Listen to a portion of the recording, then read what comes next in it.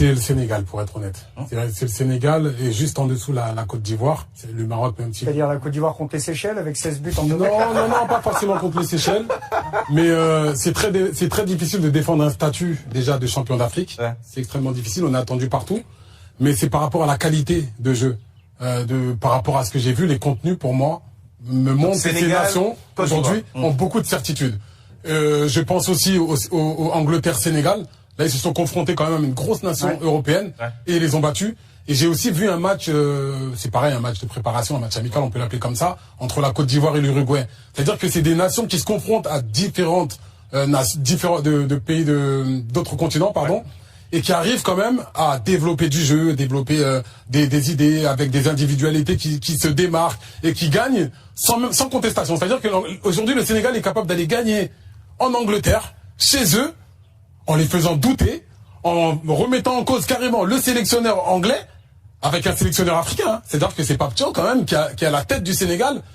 Je me dis, dans la dimension Coupe du Monde, ils sont capables de faire quelque chose. Le Maroc, évidemment, qui sont capables aussi de confirmer ce qu'ils ont fait au Qatar. J'en suis convaincu avec Walid Regragui parce qu'il y a la continuité et il y a surtout un effectif qui a été renforcé. On peut parler de Brahim Diaz, on peut parler d'Igaman qui est en train d'éclore. Donc voilà, pour moi, c'est... Si je comprends bien, vous avez répondu à la première et à la deuxième question. Les équipes qui vous impressionnent peuvent aussi faire une très grande... Absolument. Sénégal, Côte d'Ivoire, Maroc. Et Maroc.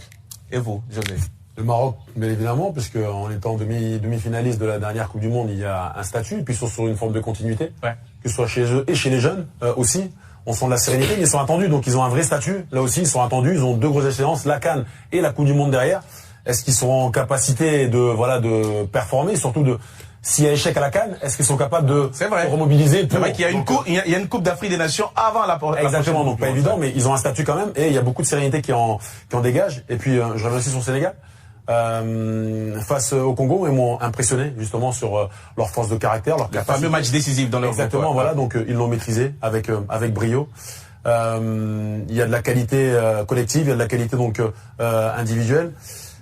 C'est une sélection qui nous a parfois déçus justement dans les grands rendez-vous, mais on a un sentiment, un Sadio Mané qui est critiqué, mais qui dans ces moments-là... sur nous, ici présent. Je vais lui donner la parole. Dans ces moments-là... Et qui a marqué un très beau coup franc. C'est peut-être sa dernière, c'est peut-être sa dernière cape, c'est peut-être sa dernière porte de sortie, justement, pour sortir avec, encore plus d'honneur. Je crois en eux. Alors, Mansour, vous avez été interpellé, c'est vrai que le Sénégal... Attaqué. Si on dit les termes. C'est vrai. Vous avez été à la Coupe du Monde 2018, à la Coupe du Monde 2022. Pas un très grand parcours. Est-ce que ça va être l'occasion, pour le Sénégal d'aller le plus loin possible cette fois? Oui, parce qu'il y a